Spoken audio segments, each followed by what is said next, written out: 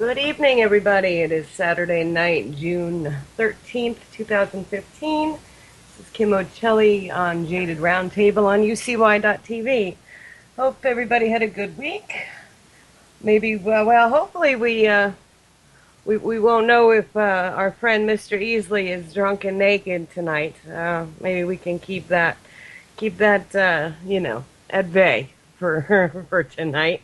Because I actually have a guest this evening. He came on last week while we were talking, Mr. Easton, who is the documentary maker of, he made 9/11, The Biggest Lie, which if you haven't seen it, I suggest you do. It's a very good one. I, in fact, watched it again today. And I find every time I watch another one of these documentaries about 9/11 or any other um, thing in history that's going on, like the bombing in Oklahoma, I always find something that I missed the first time. So I do enjoy watching them again just to catch something that I did miss. So hopefully you guys will be interested in listening to this show. Who we got in the chat room today, huh? And I have Chuck with me, of course, as usual, my captive co-host. And I got to give the phone number, too, because I always forget that. 718-717-8296. All I ask is if you do call in, please stick to the subject that I'm having, because it is very, very unfrequent that I actually have a guest. And I would like to stay on topic with the 9/11. Please. So we're actually going to Thank go for a you. topic tonight, and it's infrequent that you have a guest. Oh, infrequent, whatever. Okay. You know. Yes. Ah, I wouldn't be me I know it. if I didn't And say I stuff wouldn't like be that. me if I didn't either. So, There you go. anywho, who we got in chat to this evening? All right. Well, let's see. Let me peek into the room and say, hey, we got Road Dog. Is this Wonderama time? Is that what they... No, Romper Room. Is it Romper Room where Yes. she reads through the mirror? And Looks at the mirror? I think my mama might be listening in. So I'll try to behave myself a little bit, but probably not, because then she wouldn't recognize who it is. So if you are listening, Mom, hi, I love you. And this is what I do on Saturday nights at 10 o'clock until midnight. Talk about whatever. Right. Who we got in there? Joe Friday. You want me to read it? Read what? The chat room? The list. Sure. Okay. So we got Anon37001. We got Dalnick times 2. We got Hopper HB. We got I Am Lone Frog. We got Joe Friday. We got, well, Jules is probably not really there. We got Lucy Fur, or, Lou Cipher. Okay. Louis Cipher. All right. We got Matty Clues. We got Road Dog. We got Souvenir. And 10PK. I don't even know. Top Knot. Okay. Top Knot. Yep. Us and the Psy Girl. There we go. Always happy when the Psy Girl is listening. Yes. In fact, I think she needs her own damn show. I have to agree. I think, you know what, if she is listening right this very minute, I think she needs to be a guest on your show to discuss some sort of topic. She's phenomenal. I would do 2 hours with her, but I'm afraid that she might actually, It's quite possible. Overshadow you? Yeah. That is a possibility. She's much more eloquent than I am, I think, sometimes. Well, okay, but I enjoy listening to her speak. She's very knowledgeable in lots of topics. But hi, Mr. and Mrs. Hopper. Hope everybody's good. Hope everybody had a good week. This one here was uneventful, I believe. Just hot as hell. I don't really have a Frankie moment, other than he does dance a lot more now. He bops, and now he's trying to hop. Jump up and down in the air. And Alice is doing much better, for those of you who give a shit. She's doing much better. The boo-boo is just about gone. And I'm very pleased. Very, very pleased. And that made me sick. But anyway, that's old news.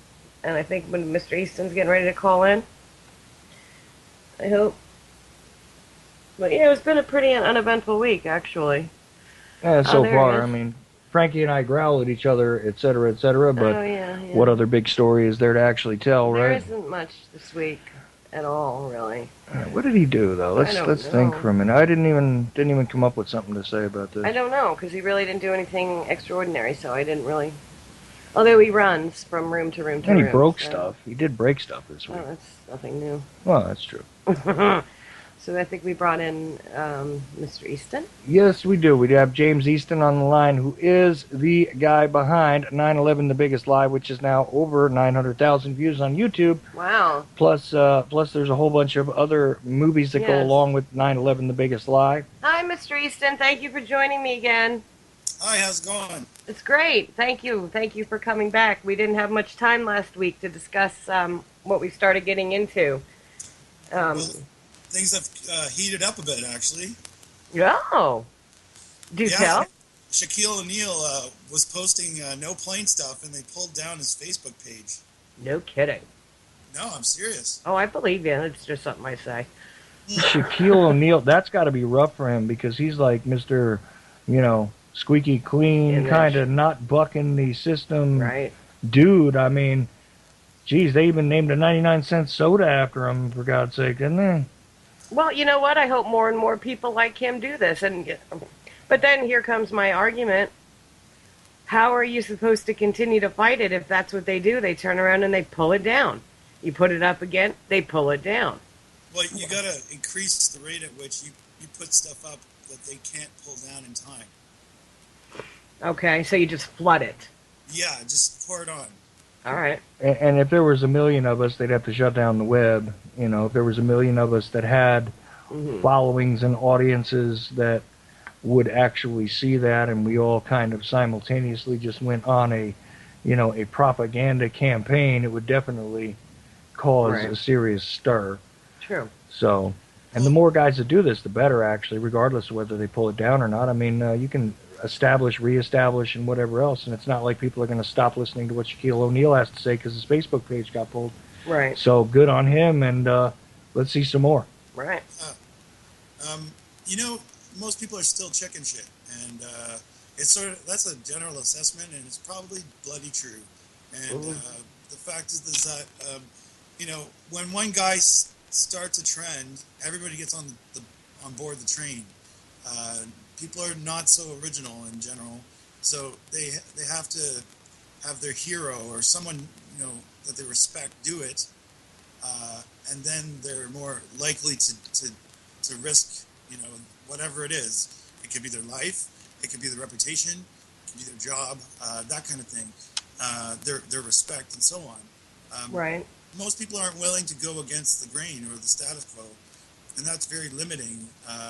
It's holding back all of society from basically getting to the bottom of this bloody problem, which is 9/11, which is the cause and effect of all these horrible, awful things that have been going on the last 13 years, including 2.5 million people dead. Right. And not to mention you may not believe this, but I know a lot of people really do think that they're going to try to mow down Americans with guns, or worse. And this is all under the pretext of 9/11. Taking away liberties, freedom, and so on in the name of security has done nothing but give dumbass, stupid cops military equipment and militarization of their units and so on to be able to fight against citizens of the United States and Canada and Mexico and you name it. In this new world order, there are no borders. Well, that is true. That is true. Mm. Well, we got a couple people in the chat room. James is saying your audio is low. Are you like I don't know? Are you close enough to the mic, or I don't know how that works. Sorry, I'm right up against it. It's just I don't know. Maybe I have to turn it up. Hold on. I think I have it on max, but I'm missing it's a left-right channel. I know this is ridiculously stupid. I only got the right channel.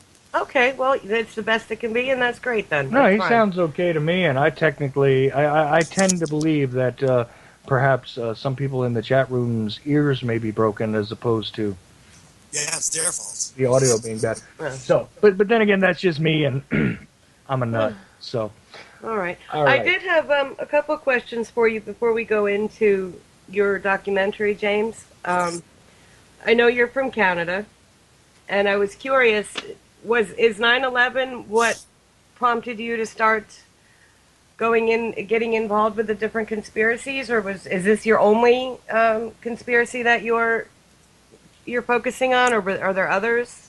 Well, okay. See, I had a tragedy of my own. January 2013, my sister and her kids died, Oh, and I. It was horrible. It was a tragedy. It was terrible. yeah. And I'm sorry to hear that. it's just in order to get control over myself, because I was in shock, and you know, I had always been interested in the Twin Towers since I was a kid, and 9/11, I knew from day one that there was a problem. And people spoke up about different problems with it over the years, and I watched Loose Change and this and that. Hmm. But I decided to take it on and to channel my focus on that. And I'd never been so dedicated in my life. I've always been sort of like a lackadaisical, pot smoking, video game playing loser, and basically. There's not too much wrong with that, but when there's a major problem in the world that needs to be addressed and no one's doing it, it's not like I took it upon myself, but I did take it upon myself to look into it. Hmm. And so I started with 9/11. I made 9/11 the biggest lie. It took me 3 months. Um, Wow, I that's it. downloaded a ton of pictures. Well, you see, I had made a video for my dad's 60th, and I used Adobe Premiere, which is video editing software. And I found it easy and intuitive to use, and the video I produced was like maximum quality for a brand new TV we bought him for his 60th. So um, I had that understanding of how to make a good quality image picture, and the intro is basically based on that movie I did for my dad. It's music with pictures going to the beat of the music, and it's the fast techno beat. And 1,000 truthers told me that music sucks, this and that, and that's when I turned off the comment section on YouTube. And I've turned it off ever since because most people have nothing positive to say. Um, Lots of people do, but way too many people are shills and trolls, and I learned all about this stuff along the way. Hmm. But to get to the point, I, I, I had so much understanding about 9/11, and I belted it out in about a 40-minute diatribe, which is in the movie, which I put to music as well. And it covers everything based on there being airplanes. Um, and when I was done, I put it out there, and it got immediate attention, um, and also the attention of the folks at 9/11 Truth and Oh, AUN. wonderful. Okay. Well, it turns out they're bastards, but Oh, oh yeah, I'll get to that. Yeah, okay.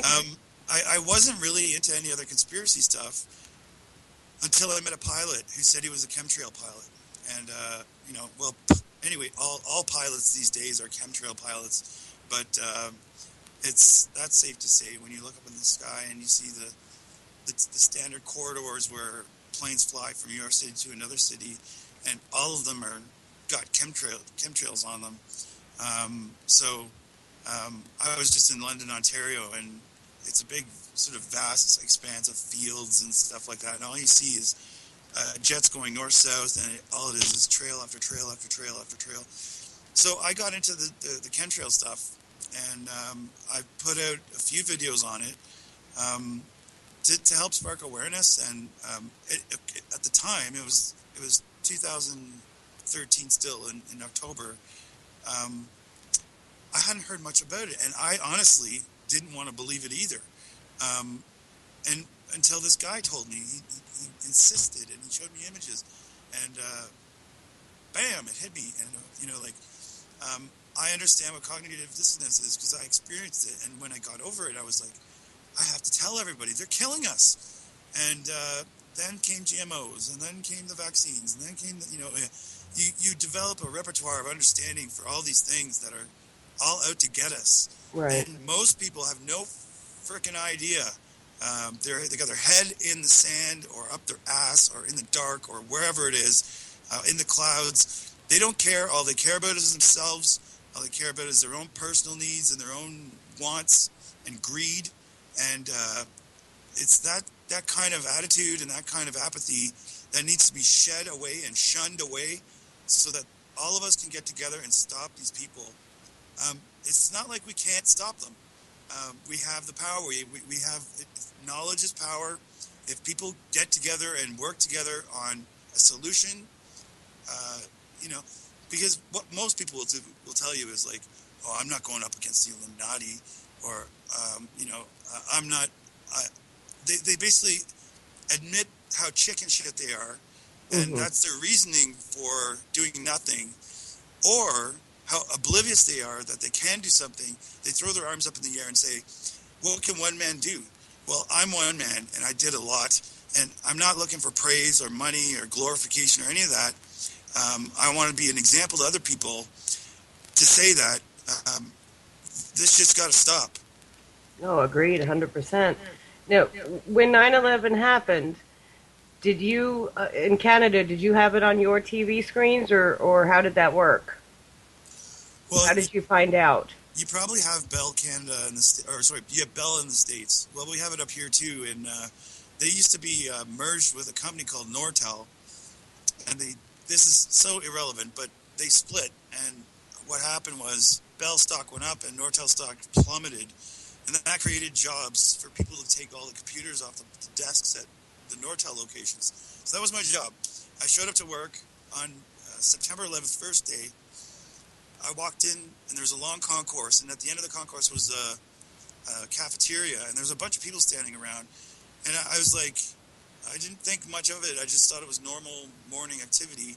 So I went to where I was supposed to be, and there was nobody there. So I went to the cafeteria, and the first thing I saw at 9:03 was the second airplane fly into the second tower. And it was that on an angle shot, so the North Tower is in the way of the South Tower. Right. Anyway, I knew what it was right away. I was like, holy shit, like it made my heart sink. I immediately thought we are in big trouble. And so it's a travesty. I mean, I was going to go into architectural design and stuff like that, and I've been playing with 3D for many years. I'm an artist of my. I've always liked tall buildings. I had this book when I was a kid called The Unbuilding of the Empire State Building. Hmm. It was hand drawn, and it was like so well done. And I won't go into that story, but very interested in skyscrapers and extensive, detailed architecture, especially the trade centers. They're like, I knew they were steel fortresses long Hmm. before people contested that idea. So um, I had to go to work. I had to work at 11 o'clock. I heard that the towers collapsed, and I was just in disbelief. And then when I got on the bus, there was an extra in front of me, and I picked it up, and it said it had pictures, and I was floored. I was shocked. And then when George Bush got on TV that night, they knew who did it, blah blah blah blah blah. But something occurred to me when I saw those towers come down. I was like, I took physics in high school, and I watched them come down in 10 seconds, and I was like, that's not realistic at all. Right. Now, it's excuse me. I was talking to Chuck earlier before our shows came on, and the Building 7. Do you think, in your opinion, do you think that that building came down later by accident? Like, was it supposed to come down right around the same time as the two towers? Or do you think it was planned to come down 8, 9 hours later? Oh, it was planned. Larry Silverstein was on the phone with the insurance company talking to them about pulling the tower. He said pull it on PBS. There was cops and firemen around the tower before it was coming down saying, get out of here, it's going to blow.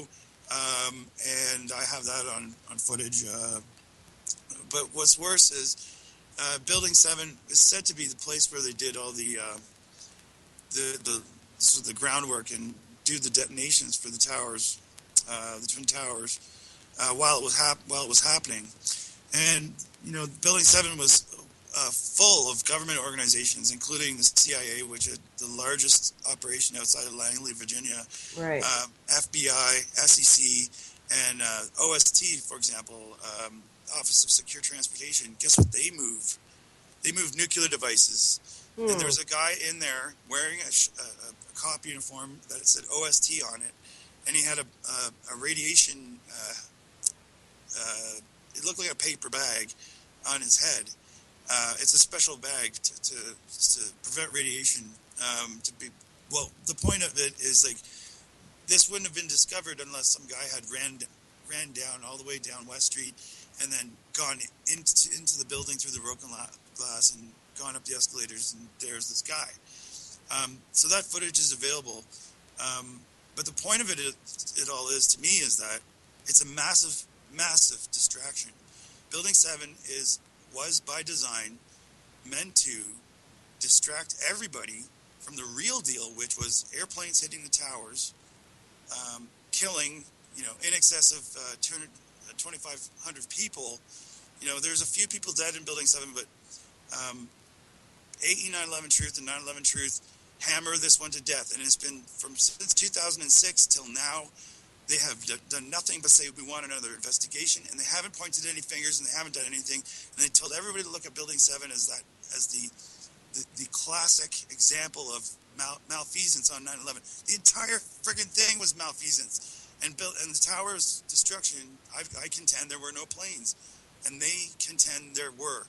So there's a major point of contention between us.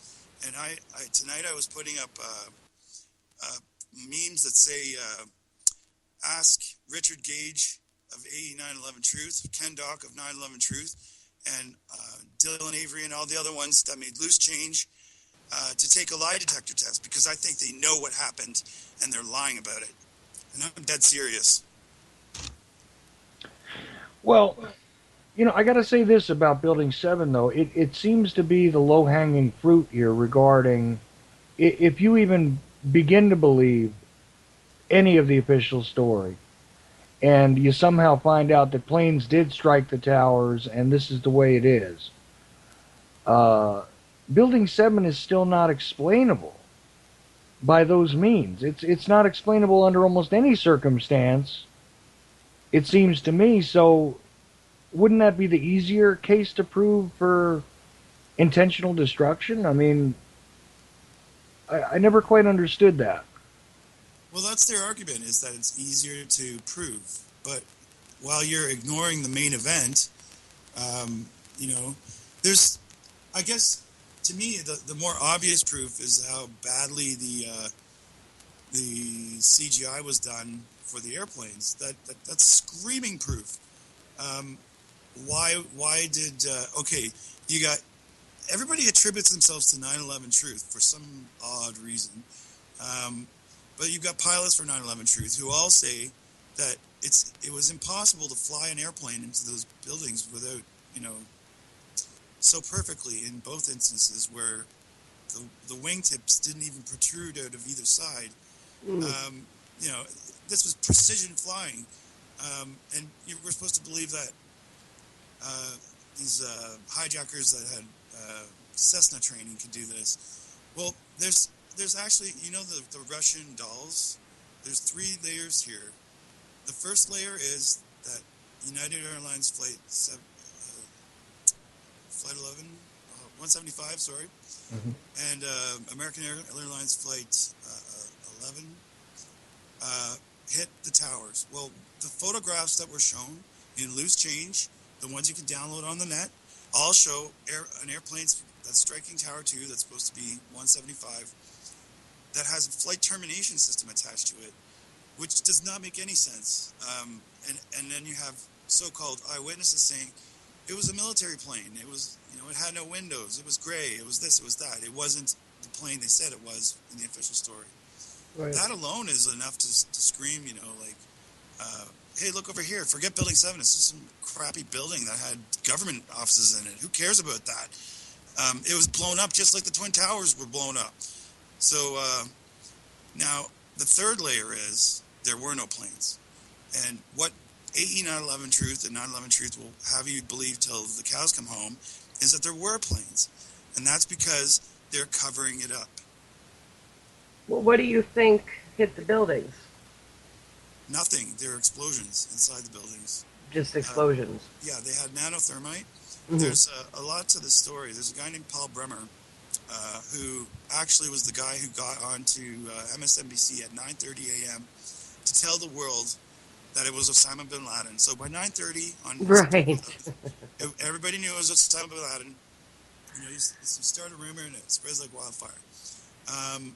And you have these other plants in the crowds that day. People saying they saw planes, they saw military planes, they saw this, they saw that. All of them having German last names or Jewish last names. May I just throw that in there? In particular, this one guy.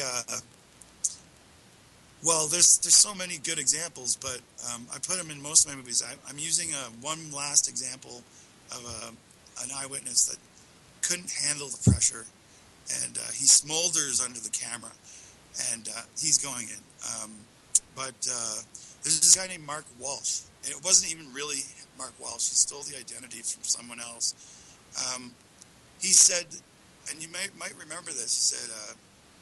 He said first of all, he said it was at ground zero. So how would he know it was ground zero? Second of all, he said, the towers fell down due to structural integrity or whatever. Yes. Structural integrity. How would this guy know? He's not a structural engineer. Right. He works for a bank. So remember him, Lon? Well, yeah, and I diverge a little bit from James on this because the fact that he says ground zero isn't really that big of a deal in my estimation, because ground zero is the ignition point and all that, and this was kind of common phraseology referring to a point of origin for a great catastrophic event. Right, but it wasn't. It didn't enter the common vocabulary until later as the thing attached to 9/11. So I don't think that that's any big indicator. But what is extremely suspect in the guy he's talking about here is the fact that he's saying anything other than the building fell down. Right. Because how the hell is he supposed to know? Yeah. But he actually says, I think, not only structural integrity, but says something about the intense fires. Oh, yeah. It sounds almost like a summary of, the 9/11 Commission's conclusions later on, which is really bizarre and is not the type of statement that a first-hand witness makes. That's really bizarre. And I don't know what to say about that. Now, and again, the guy, and when you're talking about a guy named Mark Walsh is not that uncommon a name.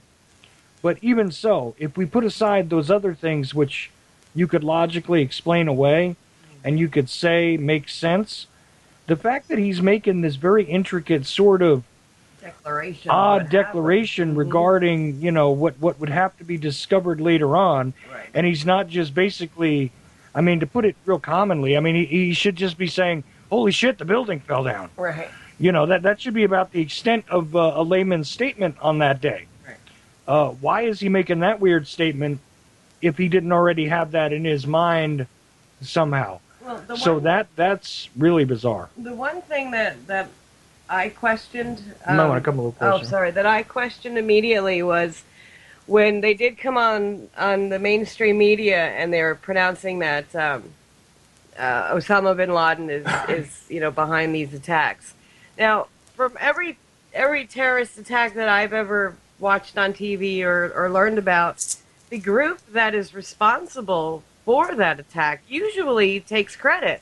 They want ownership of it, and he didn't own it. So that was my first question. No, in fact, the only declaration, the only claim of responsibility was turned out to be fictitious later on, because they initially tried to blame it on some Palestinian group. I forget which Palestinian group, but it was like the Liberated Front for a Free Palestine or something.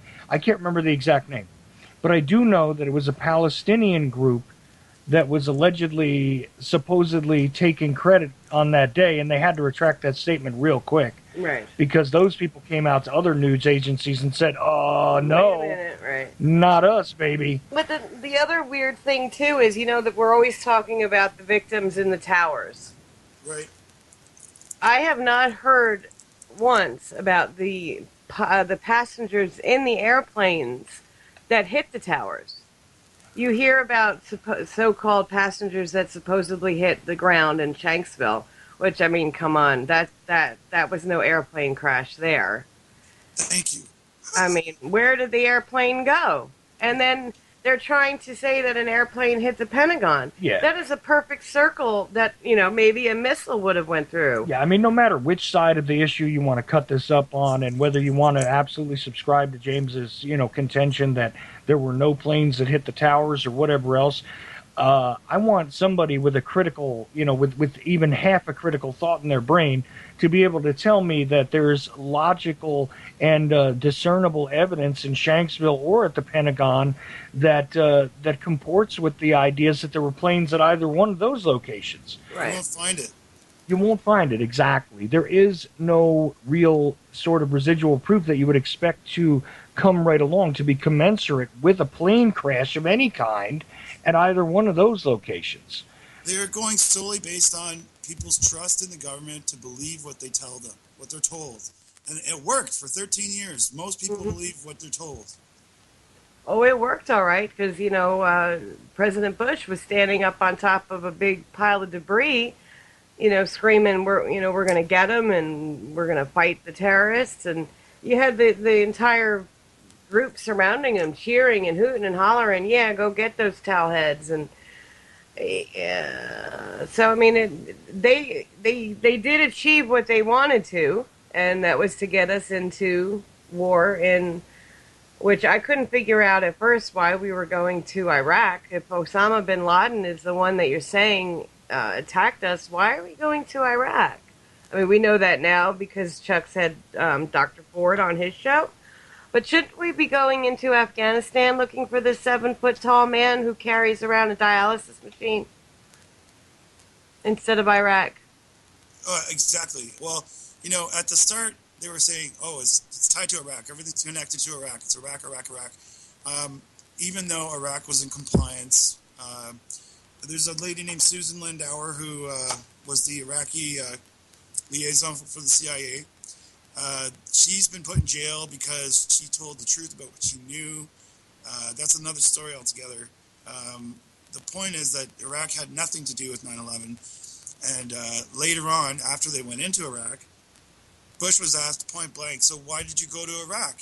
Or what did 9/11 have to do with Iraq? Mm-hmm. And he goes, nothing. Yeah. Every once in a while, a little bit of truth slips out. Well, in fact, I think it's your documentary, James, where Laura Bush and W are sitting there with who is that? Diane Sawyer. Yeah. And the word conspiracy almost falls out of his mouth. I sort of wonder if I don't think Bush is stupid. I don't think Bush is a moron. I think he's a good actor, and I also think that could have been staged. That they want us to. They're giving us little nibbles. They're giving us little bites of the carrot so that we'll revolt. That's what Alex Jones wants us to do.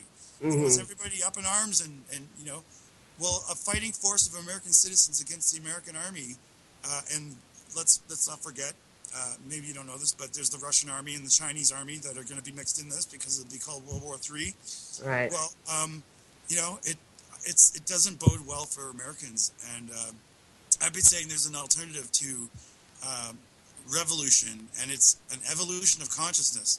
And this may sound like meditation, transcendental, crazy crap, but in reality, when you step back from the whole picture and realize that everything is a freaking lie, everything is being lied to us about, everything, the news, what we're eating, the fact that they lie about the chemtrails, the UN's a lie, the money system is BS, we're debt slaves, and all this crap.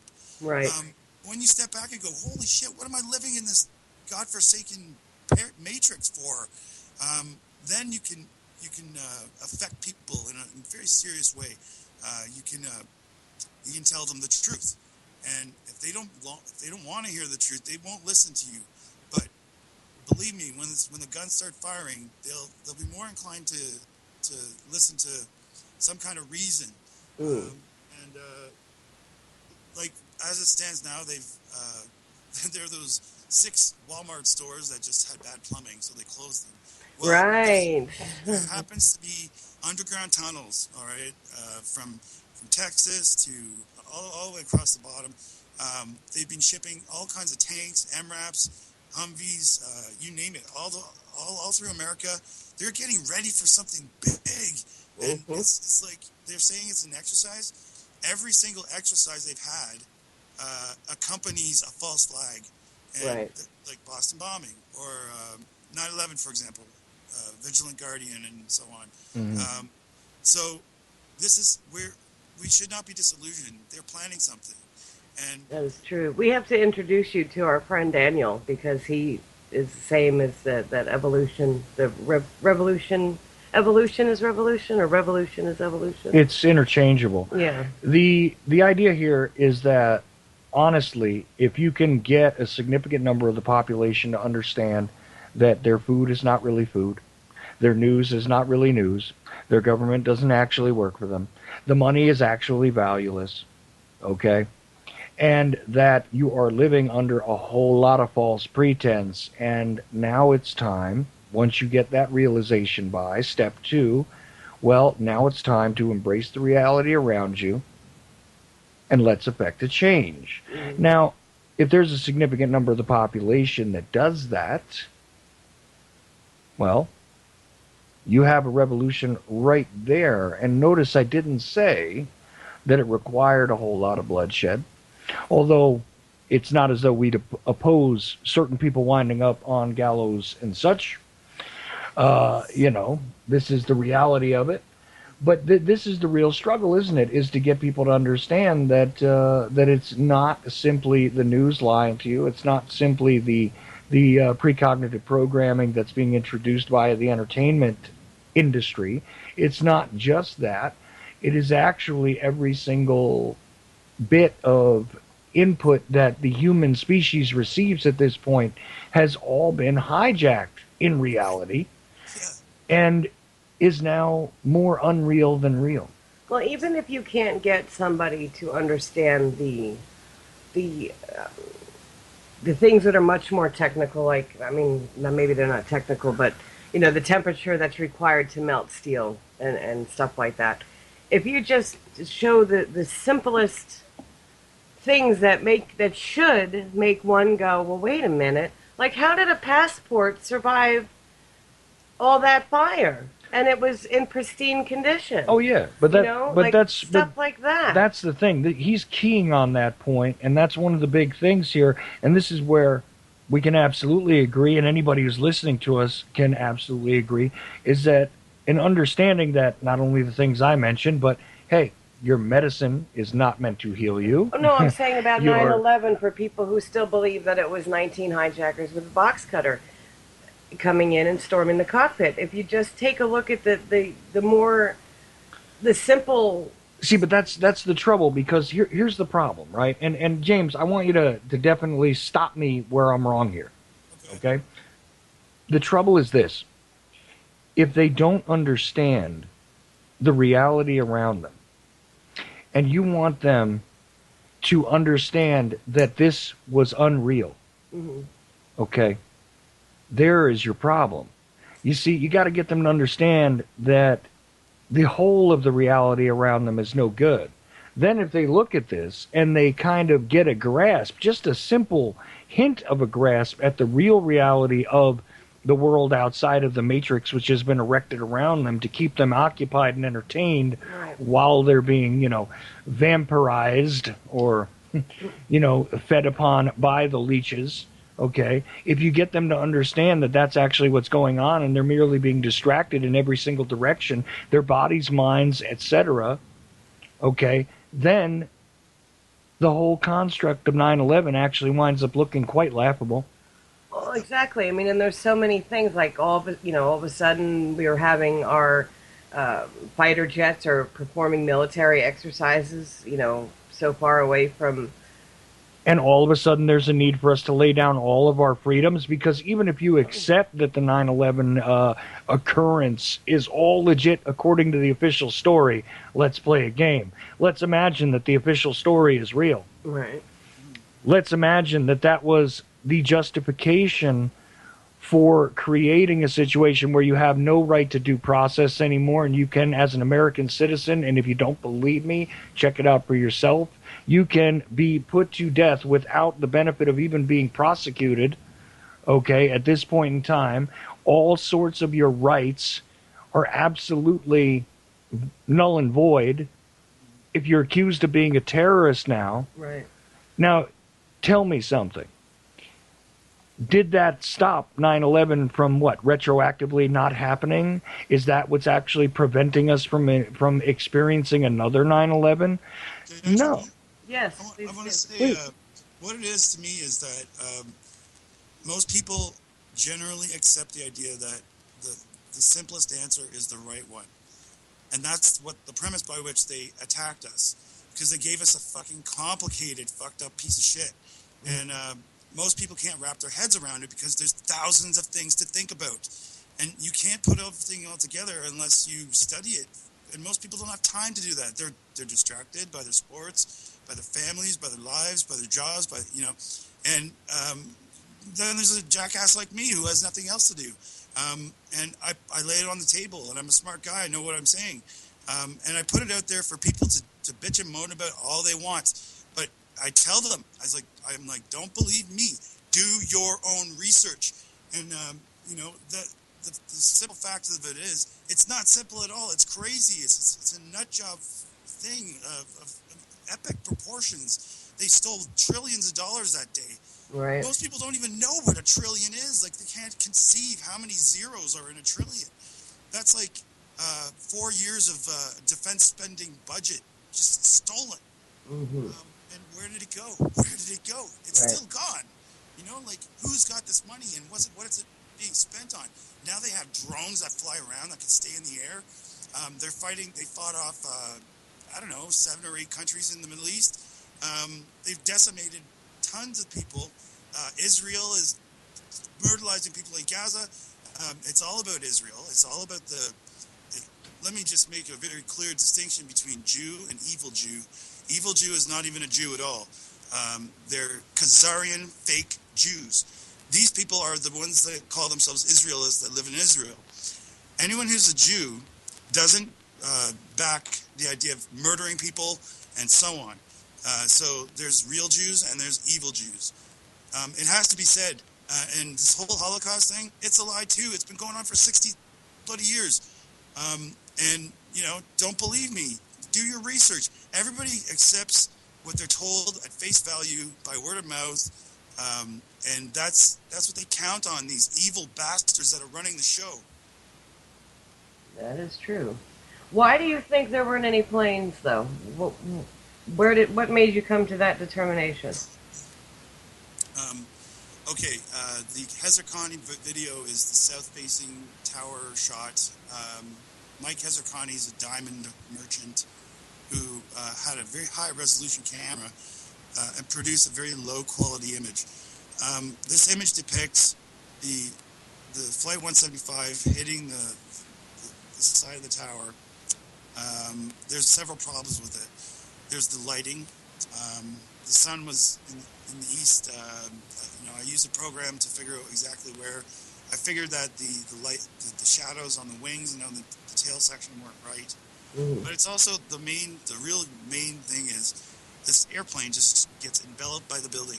It just goes right in, like the building's made of butter. Like Right.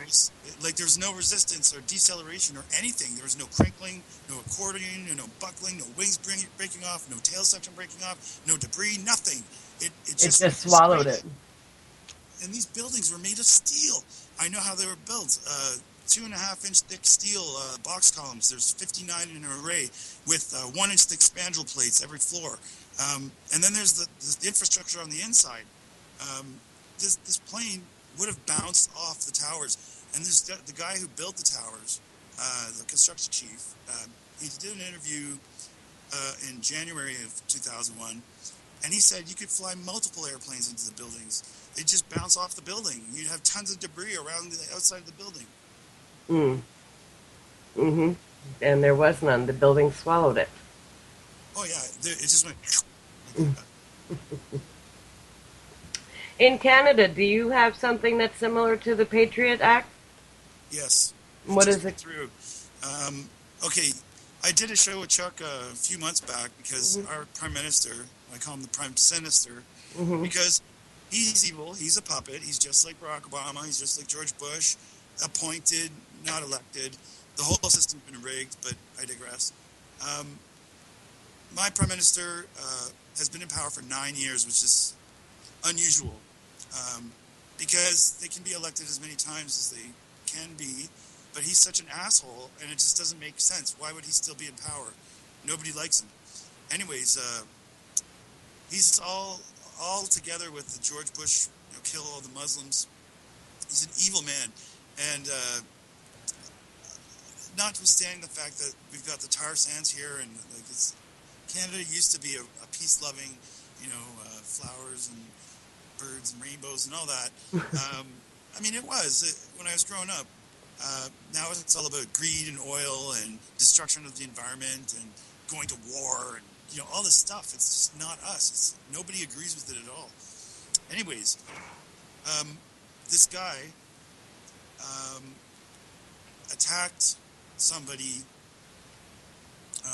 outside Parliament Hill, which is our like Capitol Hill kind of thing, and then he got in a car and had a low-speed car chase, followed by the RCMP, up to Parliament Hill, walked right through the front doors, and there's a shootout in Parliament Hill. It's like, imagine there's a shootout at Capitol Hill. It's just unprecedented. It doesn't make any sense at all.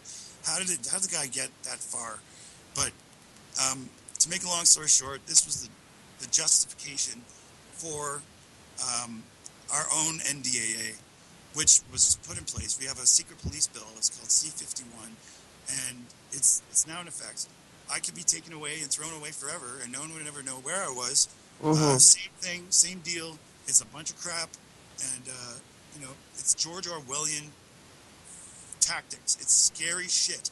We are in big trouble, and if we don't do anything about this as a collective population, um, we're going to get rammed really bad, and people are going to start disappearing, and it's going to be a bloody mess. And I'm not afraid to speak out, but if they take me away, well, there's one less person speaking out. That's for sure. Right. Are you involved in any type of a group like that up in Canada where there's like a bunch of you, or are you more of a minority when it comes to questioning things? I just don't know how it works up in Canada like I do down here. Okay. When Harper proposed the bill, um, the entire country got up in arms. Well, not up in arms, but every state, every major city had a humongous demonstration. Everybody was like, "Screw you! Screw you! This sucks! This is bullshit." Um, and the news is bought as well. Same as there. There wasn't much coverage of that, but you didn't have to go very far to see it. And I think it's the most contentious issue we've ever had. And now, what blew everyone's mind was Pierre Trudeau's son, who used to be the prime minister in the 70s, who did a lot for the country. Um, his son turns out to be a New World Order stooge as well, and he was on the Liberals' side. So Stephen Harper's a conservative, and they teamed up and they passed the bill. And um, there's enormous public outcry, and now those two parties are going down the tubes, and the NDP, which is the third party, is the shining star. But I guarantee you, they won't get elected. Hmm. How far are you from the shooting that happened? Oh gosh, I guess I don't recall how long ago it was now. Where the two people came into the building and started shooting up. Oh, what was that? I don't recall You're what talking that about was. right outside the Parliament. Actually, Yeah. James was on the show with me. What was it? The day after when we were discussing that, Yeah, and Are I you far from that? not at all. Wow. It's across the river.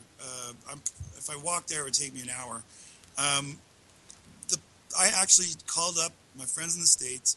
I got on a show with Chuck and some other guys, and I wanted them to tell Canadians what to expect, and I got a good answer, and that show got like 400 or 500 views, and that's when things started picking up.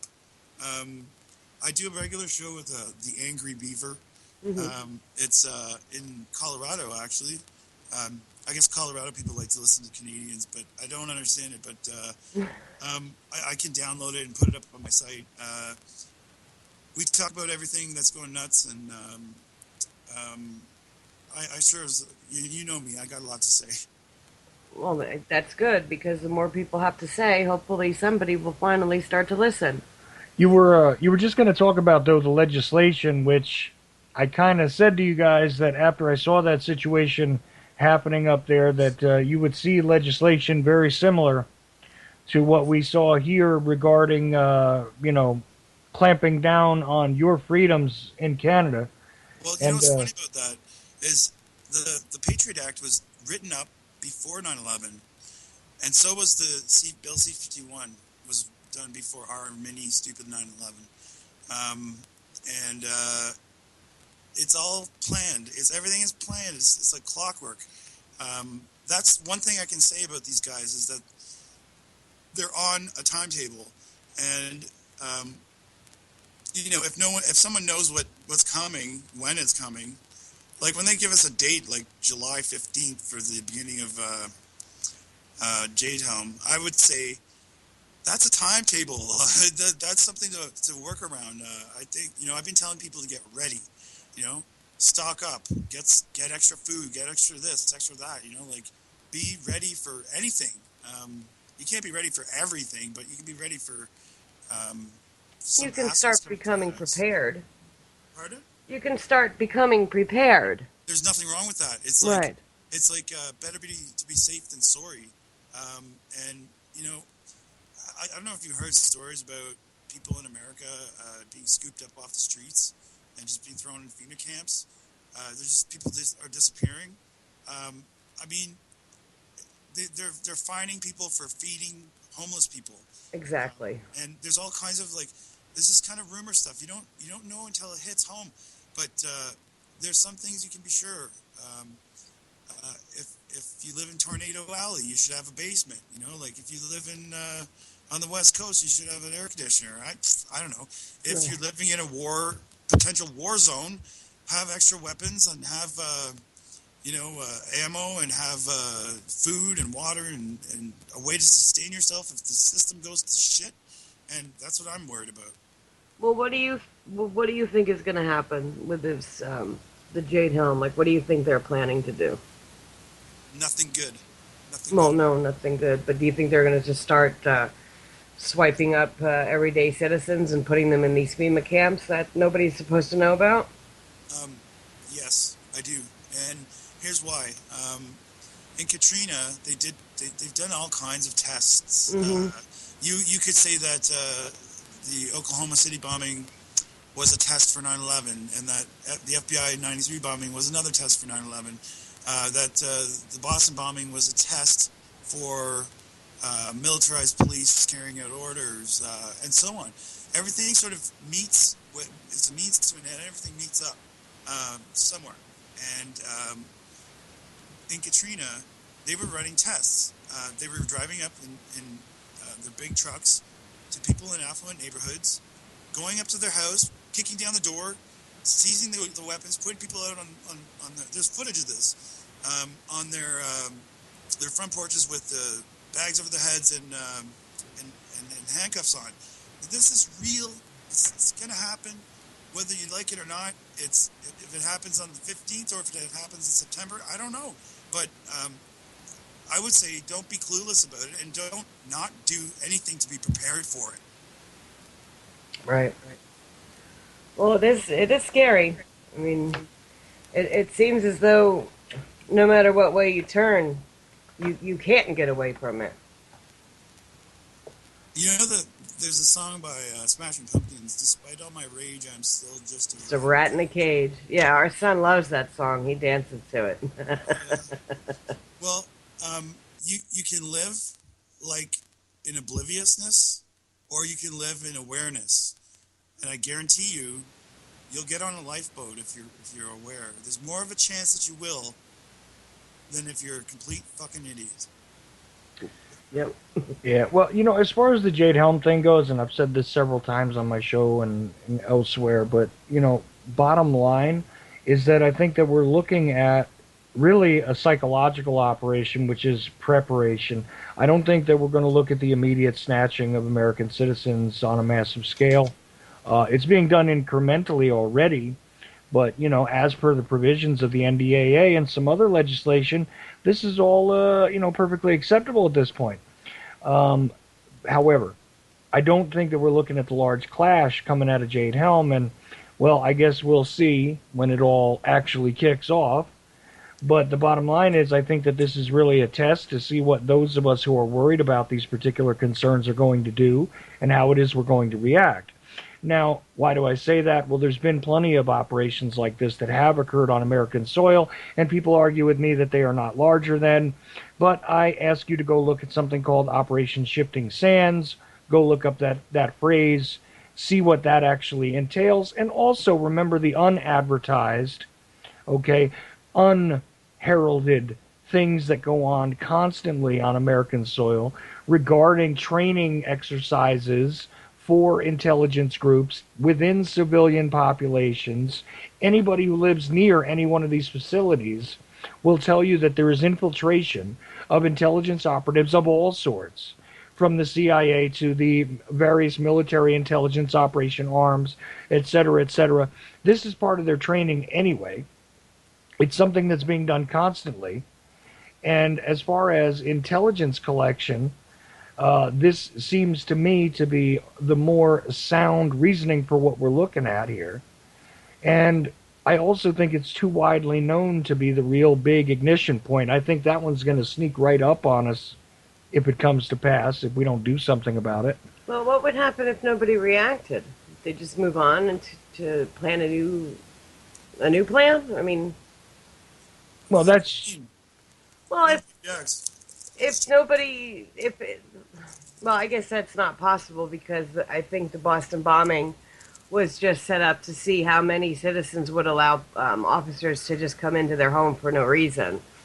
I think that was for that. But that's not the only case of it either. There's been several cases throughout the country where, under different guises Mhm. of supposedly legitimate, reasons, the people's houses have been summarily searched, information has been collected, weapons have been seized, et cetera, et cetera.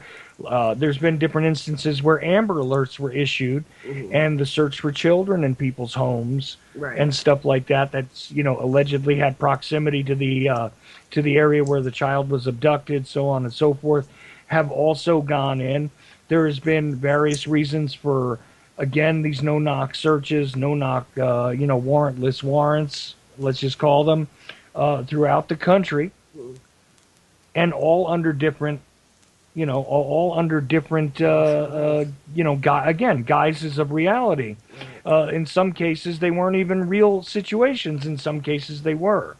Any excuse to see if the dogs will accept the commands Right. is being utilized here. And it seems to me as though, that being the case, we're looking at it again now on a larger scale. What will happen if we actually introduce uniformed individuals onto American soil, despite the fact that it completely violates posse comitatus? Okay, despite the fact that this is, again, if the CIA is involved in any sort of action on U.S. soil. It's against their very charter. It's absolutely, you're not supposed to use military forces that are American on American soil, all They've that broken stuff. all these rules. Right. They've broken the rules, and we're charged to prove that they did. Uh, Right. and at the moment anyone stands up against the CIA, and I'm not an American, so I'm not saying it's easy for me, but I'm just saying if you do it in the States, well, you're asking for trouble. But I want to allude to the fact that this is like a chess game. It's like a board game. It's like a game, and basically, their move has been made. It's our turn, and if we forfeit our move, then they move. Now, here's the deal. America has been usurped. It is being run by a rogue government. Barack Obama was not elected. He was installed. Voting machines with electronic voting machines are illegal. They are sinful. They're a travesty. They shouldn't be used whatsoever ever. And yeah, there's this whole new world order specter that was brought up by George H.W. Bush. His son was put in power, and now Jeb Bush wants to be in power. I mean, the whole thing is a scam. Right. And Well, yeah, right, I and could go on and on. no, absolutely. But even dating back to the continuity of government program in the 80s, okay, you had a shadow government being established allegedly to ensure the fact that the United States as an entity would not cease to exist because it could be easily decapitated. That was the supposed reason for creating a whole lot of things that tended to wind up leaking out The regarding problem here it. is all the deception and the sliminess. And it comes from these evil Israelites. These evil, they're not Israelites, they're Khazarian Jews from Israel. They've infiltrated the government. There's more dual citizenship Israeli guys in government in proportion to the number of people in the country of different origins or whatever. And so, like, there's 2% Jewish population in the U.S., but there's like how many dual citizenship Israeli Jews running the government? You got Benjamin Netanyahu showing up there a few months ago, basically saying you're going to fight with Iran. Like where I don't understand it. What happened to world peace? We're in the 21st century. We're murderizing people like left and right. It's absolutely sick. Facebook is run by a Jewish faction or one thing or another, but it's definitely from Israel. And they inundate us with pictures of blown up children's heads and stuff like that. Right. I made a stand the other day. I said, let's see some boobies. I remember. Because honestly, there's nothing wrong with that. But as soon as you put up a picture of boobs, wow, it gets taken down. But no, it's okay to see all this carnage and death and destruction and murder, and they want us to be petrified, scared. Actually, I have a question to go back to with the election of, I guess it was in 2000. Now, I'm going to think now, I mean, again, I'm learning a lot of things, excuse me, as I go along. Now, I'm thinking that Al Gore actually did win. And they said that he didn't because then the plan wouldn't have gone the way they wanted to. So they had to, in Florida, remember? Well, I don't know. Well, no, The but ads in Florida, the Florida recount, which wasn't recounted, and the fact that they didn't use the Electoral College, they used the Supreme Court. But what was the point? If we're really not electing our officials, then what was the point of going through all that bullshit? Because you got to maintain the guise. It's all the perception of a government that is for the people, by the people, all that. Yeah, if you're gonna fix a boxing match, you got to actually have two guys show up in the ring and appear to hit each other, and otherwise, there's nothing to see at all, is there? So if everyone knew what was going on, well, it'd be all over then, wouldn't it? that's the thing, and I do take issue with the whole if Gore would have won the election thing though, because I think it's irrelevant. He's another one who's just as much in line with this whole agenda as the Bushes, as Clinton was, as Reagan was, as Carter was. The root of the word politician is polite. Polite, it means you're an ass kisser. And if you're an ass kisser, it means you lie. And most politicians are lawyers, and that means that they're liars. So I would take all politicians and throw them in the lake. Well, that's a good idea. You were saying also that, I know I wanted to do like a 9/11 thing, but we can kind of spread it out a bit. You were talking about the vaccinations and the chemtrails. Have you looked into doing any documentaries about vaccines? Well, we sort of touched on this earlier, and you said if I'd done other stuff. I Did one on vaccines? No, I didn't, but I will.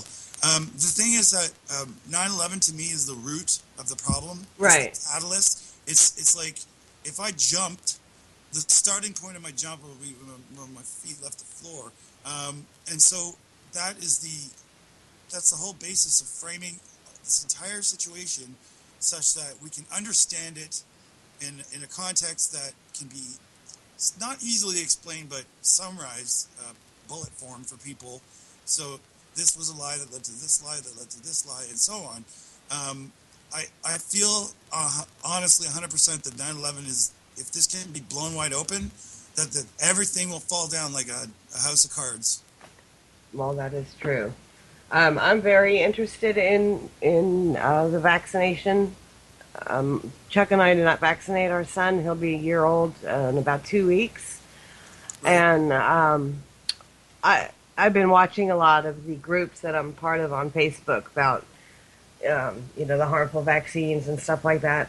And I'm always listening to the people who do vaccinate their children, how they don't want, like my child, they wouldn't want around their child because he hasn't been vaccinated.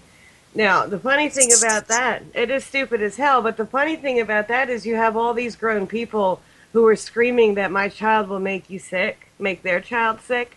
How many grown-ups who are in my age group, which I'll be 45 next month, have actually gone and got their boosters for all of these diseases that we've been vaccinated for back in the 70s? That's So the that's, technically, I'm vax-free, um, right? yeah. When I was a kid, I got what, a booster shot, uh, I don't know, tetanus shot, and who knows, maybe 4 or 5 shots. Now they're giving them what, upwards of 20, 25 shots, Right. and then there's flu shots and there's all these other shots. But the thing is, that if you look at the box, it says mercury is it's like a buffer or some kind of like I don't know what the hell it is, but Yeah, there's the thermosol. the point of it is you can't put mercury in your body. It's toxic to your brain. It'll give you dementia. If you took a thermometer from the old days that had mercury in it, and you boiled some water and it popped and all the mercury went in the water, and then you drank that water, you would die. It's not good for you. It is. There's nothing good about it. Well, And, that's funny that you bring that up. And if my mother's listening, she might remember when I was in eighth grade. I got in a lot of trouble when I was a kid, yeah, and I went to the nurse's office to, I don't know, get out of a class or whatever. And she took my temperature, and I broke the thermometer, right? And I told her that, oh, I must have swallowed it. you know. Oh my God! I thought this woman was going to have. I don't. She went like absolute ape shit ballistic, Oh and no. I couldn't figure out. And I didn't swallow it. I just broke it and like stuck it under the pillow, and oh my God, the problem that I caused that day. I mean, now of course I know why, but yeah, Well, I mean, we're I gonna learned put that this. in our baby's bodies, this mercury. No, Yeah, and thank it's you. causing autism. It's like the autism rate has jumped exponentially. We're Hmm. talking from the 80s, 1 in 25,000 kids had autism. Now it's like 1 in 50, and it's still going up. I mean, what do you expect if you keep injecting your kids systematically based on an evil fucking lie? Like, what All it do is you, it's money. All it is money. Money, money, money, money. they don't have to put mercury in it. Well, personally, I don't think, and I'm going to stand behind Rob Schneider, who is an actor here in the States. His stance is, you know, the vaccine program should not be a one size fits all. I mean, Right, if I need to wear eyeglasses, now my prescription should not be the same as Chuck's prescription, right. because we have two different problems, two different eyes. Now, how can you possibly say that this series of vaccines is good for this child and it's also good for all the other children? Not to mention, look at all of the food allergies that there are now. When I was a kid, there was no such thing as, occasionally you had a child allergic to something. But I mean, now we have, in the school I used to work in, you have special tables where kids with allergies to food allergies have to sit at, and Right. you can't sit with them if at all. because they're allergic to peanut butter or they're allergic to coconut or any tree nut. And that all goes back to the vaccines also, because in a lot of cases this stuff is used in the manufacture of. Right. Now, if you just take the scientific basis for utilizing a vaccine and understand that you got peanut oil or eggs or whatever else in the mix, and you think to yourself, without even getting into the argument about the legitimacy or the efficacy, or let's just say by injecting a small amount of this, your immune system learns to fight it off. Well, doesn't that mean that your immune system turns around and decides to maybe fight off the peanut oil, decides to maybe fight off the eggs, decides to maybe fight off the other things that are Right. being utilized in the vaccines? I don't understand why this is such a hard concept for people to wrap their minds around, that possibly this is something you should consider a little more strongly before simply accepting Right. the alleged authority of somebody who happened to get a medical degree. Yeah, it's ridiculous. This goes along the lines of they've been putting fluoride in our water since the late 40s. So we've been inundated our entire lives with fluoride in our bodies. We choose the dose. They say, "Oh, drink eight glasses of water a day." Well, that's 8 doses of fluoride. There you go. Now, some people might not. It's the same idea. It's like some people might not fare well as others with this kind of fluoride in their bodies, and that creates other problems. So, why do you think we have so much trouble with like schizophrenia and I don't know, psychopathy and all these other problems that they treat? And one of the, like Prozac is mostly fluoride. They're giving you more fluoride. It's all bullshit. It was introduced to make money, like you say. And You take your kid to the dentist and they say, "Oh, well, we're going to give them a fluoride treatment." It's like, no, thank you, because I think the toothpaste they're using already has fluoride in it. So why do we need a fluoride treatment? Not it's to mention that, fanciful. It's like, oh, I had a fluoride treatment. Like, Right. well, not to mention the toxic crap that they use to build your fillings with, and et cetera, et cetera. I mean, that's all wonderful. Yeah. well, maybe not in the white fillings anymore, but what I Definitely want the to say silver. is Right. with the vaccines is they're trying to kill us. They're trying to kill us with the chemtrails, with the GMO foods, with the radiation from Fukushima. They're trying to kill us. That's not a paranoid friggin' assessment. That's the reality. There is a conspiracy. It is affecting the entire bloody world. The New World Order is here. It's upon us. And, you guys, we all have to make a move. The move has to be a conscious rejection of this evil enterprise. And, people have to talk. They have to talk like mad, like wildfire. Spread the word. If you don't get everything out, just get the important things out. And if you can't get across to some people, they'll catch on later. Move on to the next person. Yeah, or they won't catch on later, and unfortunately, they'll be Yep, that's right. not the last one standing. It is very scary. I stand out. I love to look out up at the sky, and they're even chemtrailing at night, and it's like, wow, will you look at that? I mean, there are times I could play tic tac toe up in the sky, and it's like, wow, it's very scary that our son, who's he's not even a year old yet, we're talking about this new world order, and I'm going to have to teach my son how to carry a AR, what are they, AR-15 assault rifle, to be able to protect what's his, and watch what he eats. And we're very careful with the food that he eats, but I can't, and Chuck is the same way. We can't keep him in a bubble where he's protected from everything, because my God, his little body is going to go into shock if he goes to a little friend's house and they feed him, No, that's Tyson chicken nuggets. yeah, right. That's why we can't insulate him from every single one of the toxins. We got to let him get a little bit of a taste of it, unfortunately. Although I am doing the very best I can to make sure that he doesn't get the fluoride, which is absolutely detrimental to the blood-brain barrier, which is still not fully formed in him. Right. I'm trying to make sure that we don't give him those long-term wonderful things that promote the infiltration of aluminum into the brain, which of course is one of those commonalities you find with people with Parkinson's and Alzheimer's and stuff like that later in life, because the destructive of the cognitive matrix is definitely something that's part of the agenda regarding the pharmaceuticals, the chemicals, and all of the wonderful, wonderful corporations that are involved in that business.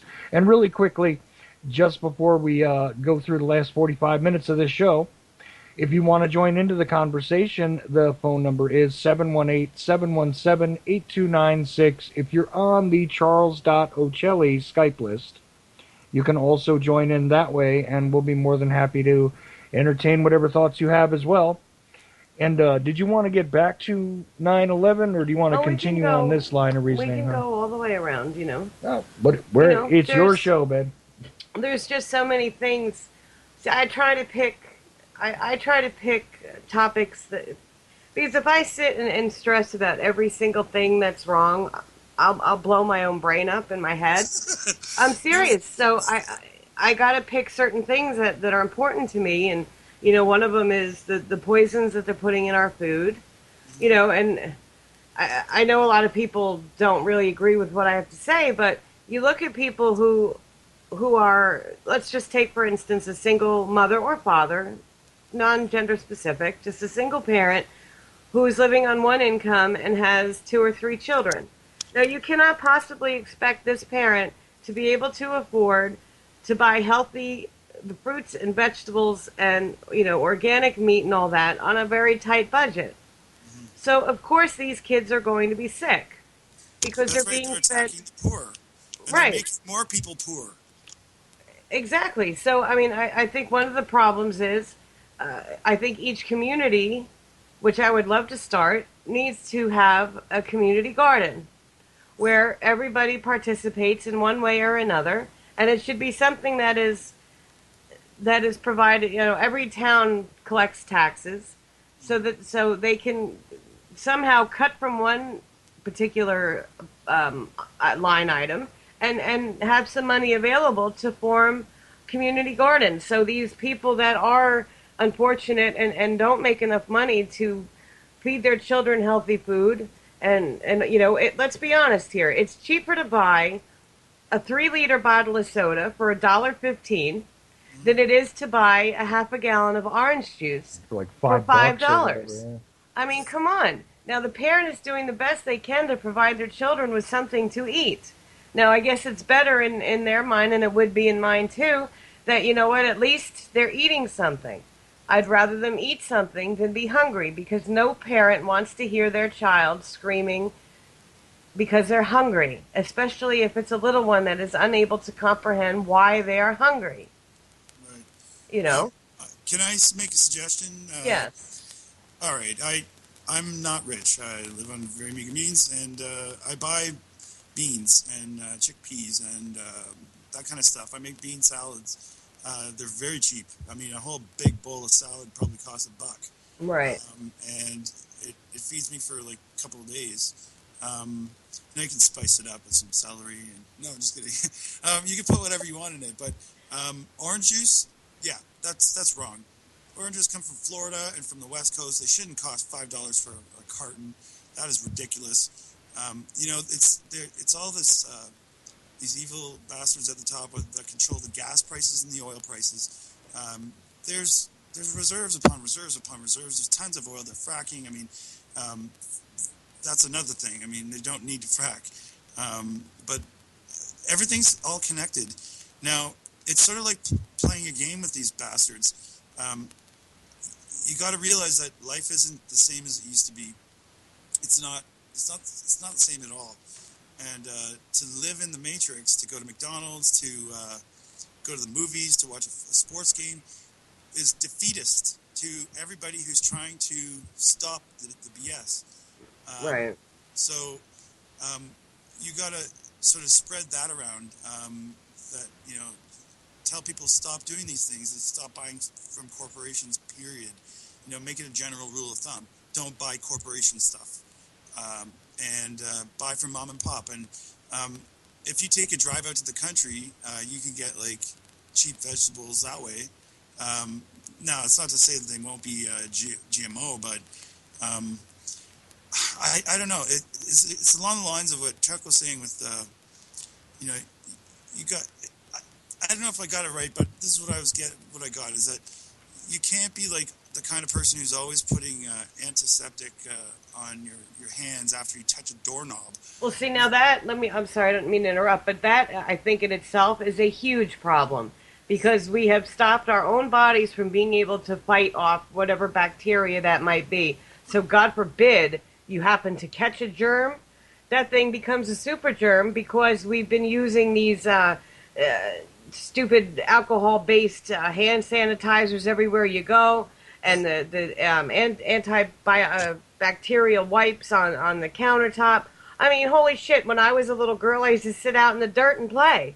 You know, my mother wasn't chasing me with a washcloth. Oh my God! You know, and having the hand sanitizer in her pocket for when I came in the house before I ate a sandwich. I mean, This kill you makes you stronger.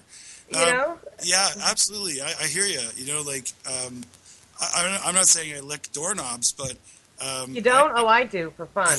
Oh yeah, for fun. Or stick a penny in my mouth and like suck on it.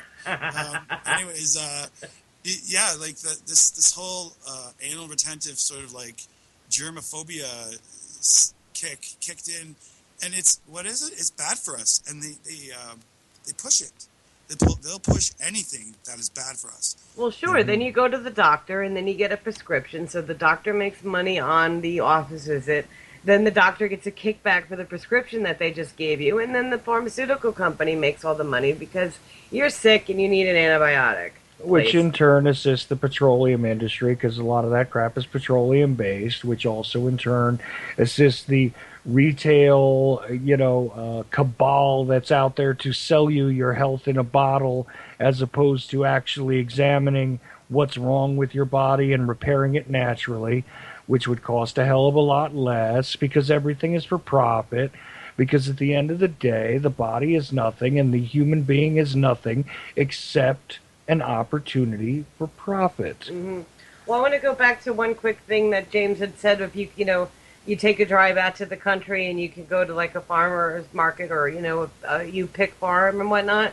Yeah. Well, I mean, for instance, right now, we don't have a vehicle because I got in an accident and no longer have our car. So, I mean, that particular option, that is something that we used to do, but we can't anymore. So you take, we live in a city, and you take people, they may not be fortunate enough to own a vehicle. So I think the idea of even if they do it at the schools, and they teach the children how to plant vegetables, how to care, for the soil and prepare it for planting the seeds, and you teach them how to nurture the plant so it grows them a fruit. I mean, not one thing, you're teaching the kid life skills, for one, and two, they're going to be so proud of themselves because they actually did all of the work and produced this plant that is going to produce food. Right. So, I mean, that is something I'd really love to start, but I don't know where to go with that. It's reasonable, it's logical, it makes sense, it's a good idea. I think they should have this everywhere, in every city, in every town. I'm not going to brag, but we have them here. I don't go there, but I know people that do. There's actually... they have these restaurants that feed the poor, but it's vegetarian food and it's all you can eat. So it's like I'm. This is really hard to say to people, but I'm pushing people to go not vegetarian, but stop eating meat. Anything that has a mother, and so anyways, there's a reason for that. But the other thing about this is that all the good ideas we have don't mean squat if ultimately they're trying to kill us, and they are. Yeah, they are. Slowly and precisely. Well, on every single front possible. Everything that the human being requires or interacts with on the planet is under attack, tainted, or poisoned. And that includes your psychological interaction, the water, the air, the food. I mean, people say, collect your rainwater. Well, what good is that when they're chemtrailing? If they're chemtrailing over your head, what are you collecting? Right. If you're fertilizing your allegedly organic garden with crap that is not organic and is all GMO'd and isn't really food and is not much more than a decaying something that should not belong with food at all. Right. Or if you're using, glyphosate or whatever, Mm. guess what? You know, this is the problem, is that we find ourselves sort of immersed in this matrix. And I think that one of the great points that James was making earlier was, you know, detaching, decoupling yourself from the system. If it was done on a massive scale, the system would collapse in and of itself. Right. You know, and this is the reality: is stop participating in the dumbing down of your own family. Don't bring in the things that are psychologically detrimental to the cognitive abilities of your family. Don't bring in the poisons as best you can. You know, try and cut them back. Try and cut it all back as best you can. Try and cut down your exposure to all this stuff as best you can, and encourage those that you care about to do the same. It's about survival, honestly. And I wanted to tell you a way to get the fluoride out of your water. Just put all the water in a pot, boil it, and put the cap on a tilt, so all the condensation rolls off and into a glass. I know it sounds ridiculous, but if you don't want to drink fluoride, that's one thing you can do. Oh wow! So the steam from Yeah, you collect the condensation. Yeah, if you turn all your water into steam, you'll end up with water instead of the crap huh? that's in I it. didn't know that because I did hear that if you boil the water, it increases the fluoride. I think. Yeah, it would if you drank the water If in you the drink the pot. water that remains, because you're boiling off a bunch of water and therefore increasing the concentration of the fluoride, yeah. Right. I read that somewhere. I don't recall Yeah, where. that's why I was telling you, like, I didn't want to add the water into so many things for cooking purposes at all, because Mm. what happens, you know. Right. Yeah. And just remember, all the water you get, there's 9 times out of 10, it's going to have fluoride in it. So, like in your Pepsi, in your orange juice, in your bottled water, the Dasini, Hmm. whatever, it's all coming from the tap, and it's all coming from whatever places. I don't think there's anywhere in the States that, maybe there's one or two small places, but it's all fluoride. Well, we got a notice in the mail not too long ago that they were changing the way they clean our water. So they were doing something different with the chlorine and adding some other chemical to make the chlorine more effective or something like that. I was like, oh, holy shit. Yeah, there's a This whole is new range of delicious. chemicals actually being added to your water. So even if they remove the fluoride, I Yeah. haven't even begun to do the study on these new range of chemicals that are being introduced into various municipalities across the country. Yeah, to I clean haven't the heard water. about it either yet. We're gonna put chlorine in it to clean it. There are these new sort of allegedly assistant cleansers that are going into water purification processes, and Yeah. they're notifying people publicly, and for the most part, people are just ignoring it. I don't know what those things do yet.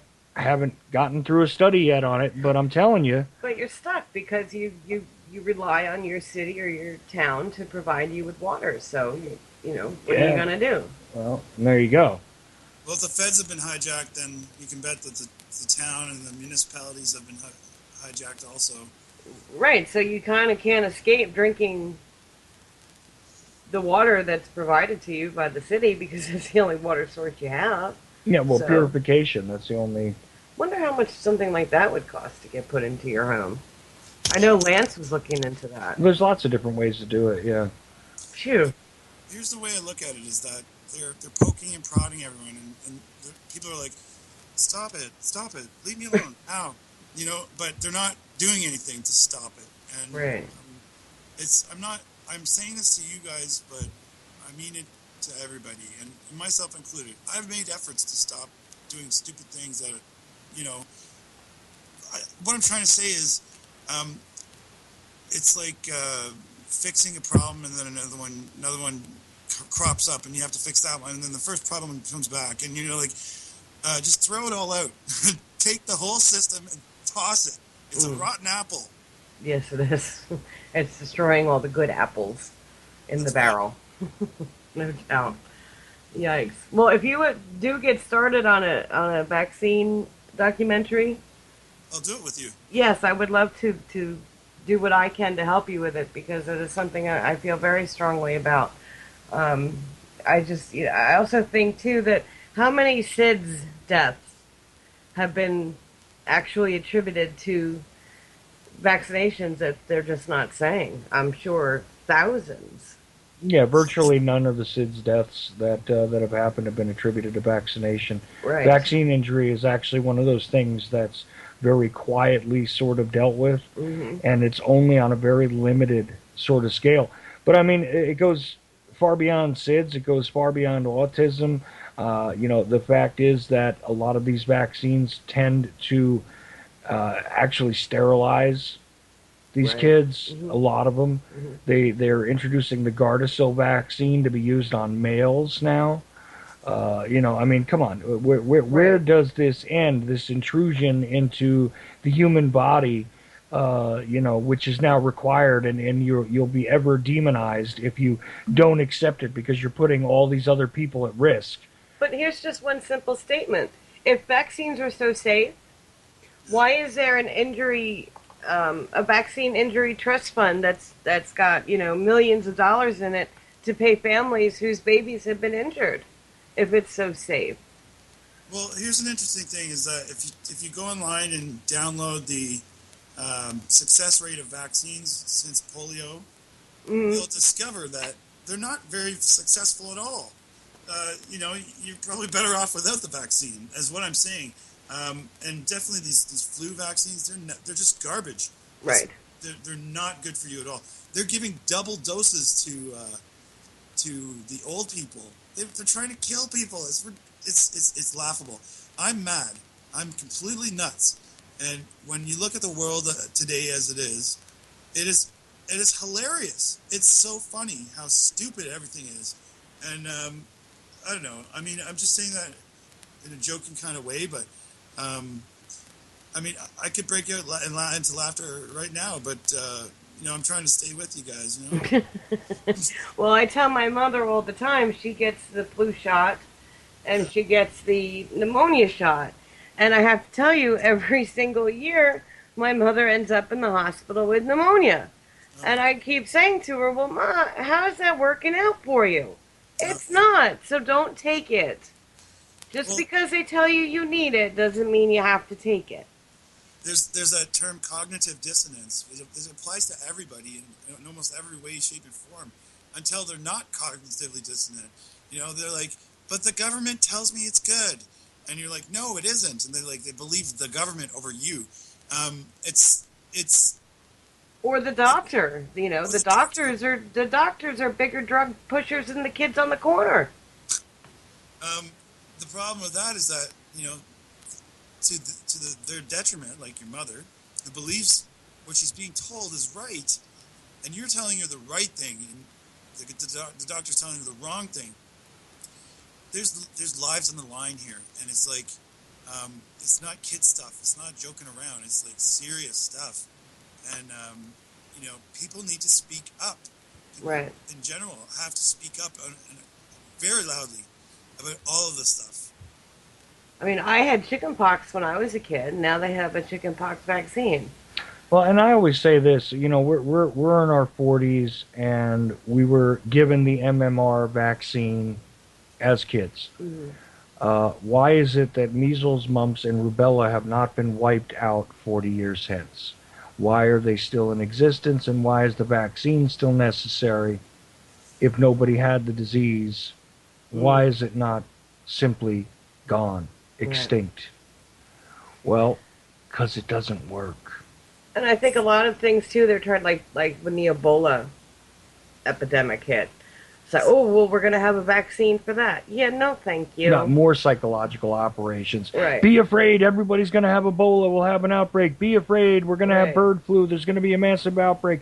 Be afraid, the swine flu is going to kill us all. Be afraid, the SARS virus is going to kill us all. Be afraid, the MERS The virus is bird going to kill us flu, all. all this shit. Um, What makes me really sick is these friggin' anchor people on the news. They, Mm-hmm. they have this like teletype music, and they're like, and today this information is so important and you need to know it, and it's like garbage. It's like all crap. It's all made up crap.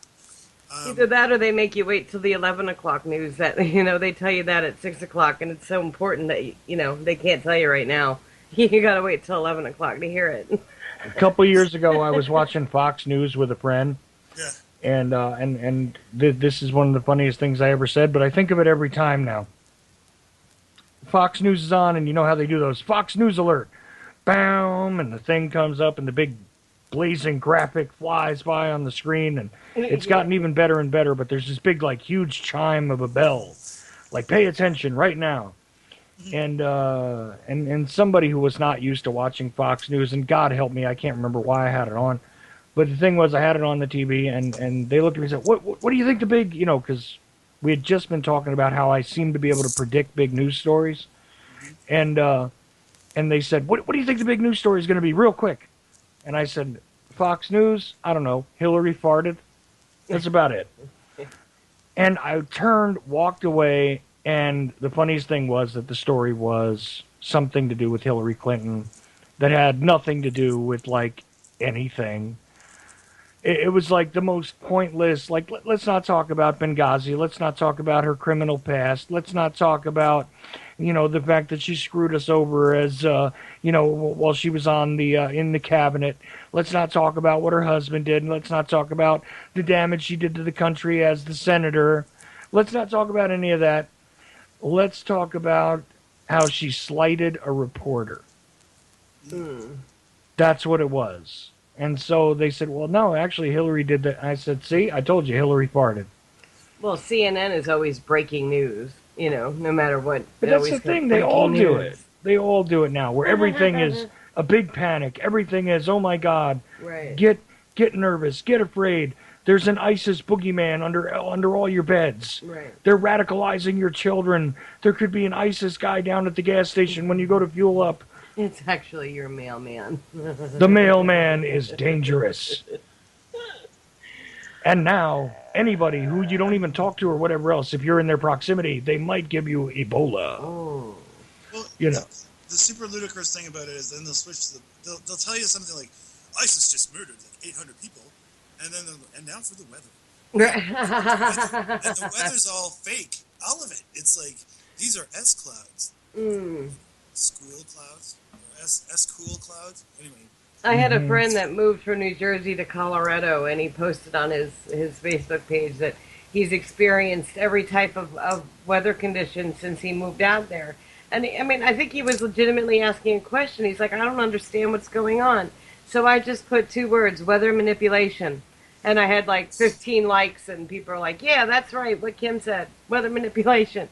And it's like a lot of people just don't know. And that and it's forget all the shit that's going on out there. I think what's even more scary is the fact that people aren't aware of what exactly is going on. Well, that's That is frightening. there should be a tagline like "It pays to be in tune" or "Get in tune, get in the groove." People need to like.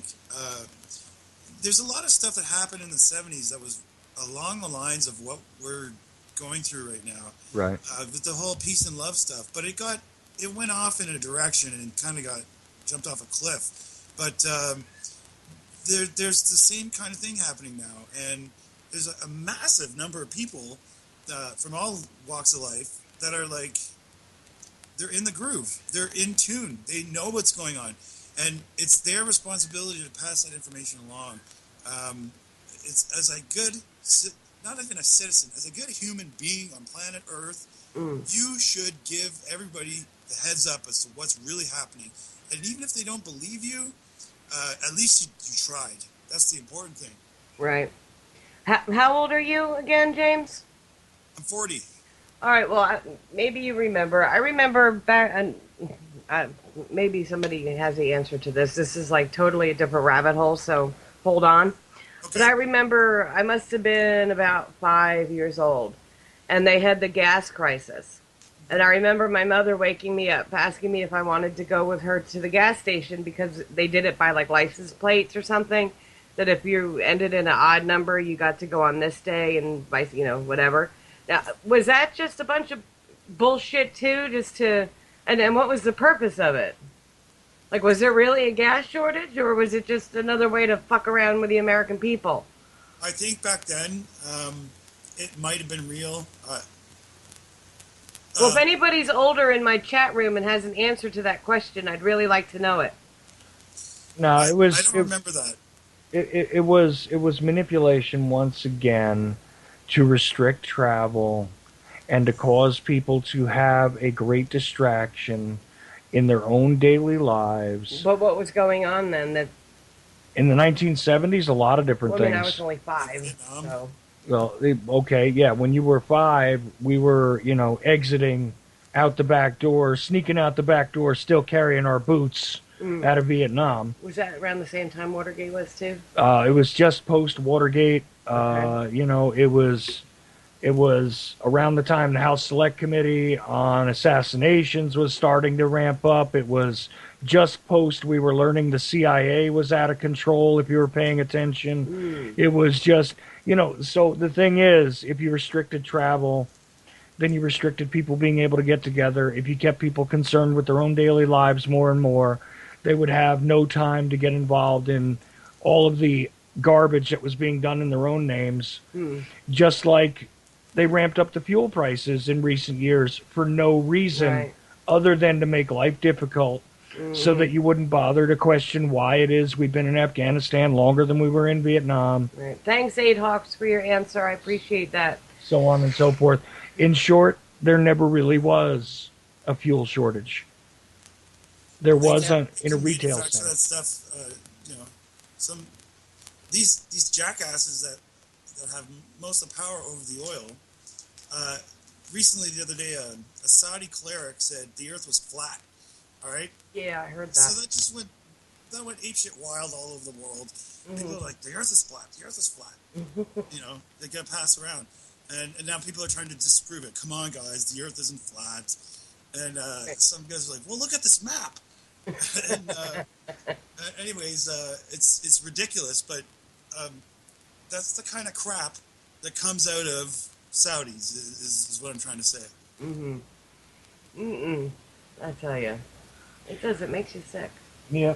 There was, oh, you know what I saw the other day when I was taking a walk? I never saw this before. There was a vehicle that was a hybrid, but it was a propane hybrid. Okay. I was like, wow, That's new to me. that was, yeah, I never, it was like a big, like Yukon or something like that. And on the back of it, on the thing that lifts the whatever, you know what I mean?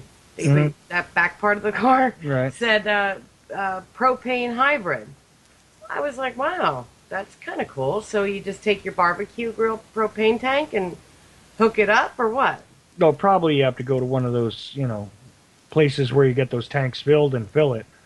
Oh, that's Yeah. kind of cool though. Probably. I mean, I don't know for sure because I haven't encountered it yet, but That was the only one what I I'm saw. It thinking. was this big black Yukon. Huh.